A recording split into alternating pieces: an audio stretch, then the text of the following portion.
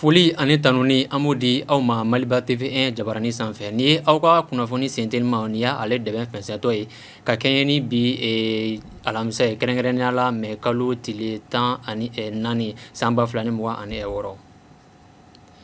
an b'aw ladɔnniya k'a fɔ fɛn min ye OCS ye minnu ka baara bɛnnen don ɲɛnaminimafɛnw ladonni ma Mali jamana ale kɔnɔna la olu ye tɛgɛ kɛ maa dɔw la minnu tun bɛ ka don ni ɲɛnaminimafɛnw ye Mali jamana kɔnɔ kɛrɛnkɛrɛnnenya la Bamakɔ faaba ale kɔnɔna la ka bɛn tɛnɛn sufɛla ma mai kalo tile 11 ka taa se tarata ma mai kalo tile 12 san 2026 OCS n'an k'a ma ko Office Central des Stupéfiants wa wulikajɔ ani u ka cɛsiri ani u ka jija o kama u ye tɛgɛ kɛ ni maa kofɔlen ninnu na minnu suguma dɔn minnu tun bɛ ka don ni ɲɛnaminimafɛn dɔw ye olu ɲɛnaminimafɛn yɛrɛ olu suguma dɔn ni a bɛ taa a jɔ fɛn min ye kilogaramu 400 boyango la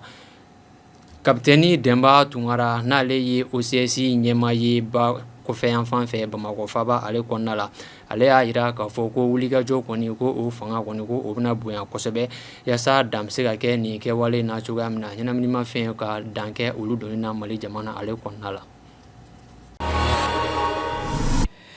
Minisiri min ka baara bɛnnen don jamana labɛn ni mara labɛn hukumu kɔnɔna ma n'ale ye gouvernement ka kuma lasela ye Mali jamana ale kɔnɔna la ale ye degɛrɛ dɔ bila sen kan min bɛ tali kɛ association ale ni fondation olu dɛmɛni ma ka d'a kan association ale ni fondation minnu bɛ Mali jamana ale kɔnɔna la ko n'i ye a ta 100 o 100 la k'u bɛna a wajibiya ka 10 k'o ta wa dɛmɛ ani dɛmɛ ta ka olu sɛgɛrɛ yaasa u bɛ se ka fɛn min ye nɔgɔya sɔrɔ cogoya min na u ka secteur ale kɔnɔna la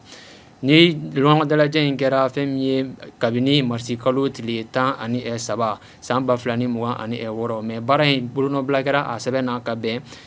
mai kalo tile 7 ma san 2026.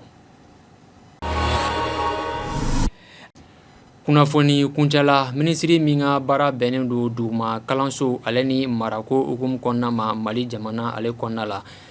k'a bɛ bɛɛ ladɔnniya k'a fɔ ko fɛn min ye ɲɔgɔndan min bɛ kɛ san o san n'o ye certificat d'aptitude professionnelle ye n'an k'a ma bakuruba la ko CAP baaradege hukumu nasiraw fɛ o baaraw bɛna bila sen kan ka bɛn tɛnɛn ma mai kalo tile 18 san 2026 n'a bɛ kɛ centre de formation Sumaworo Kante ale jabala la.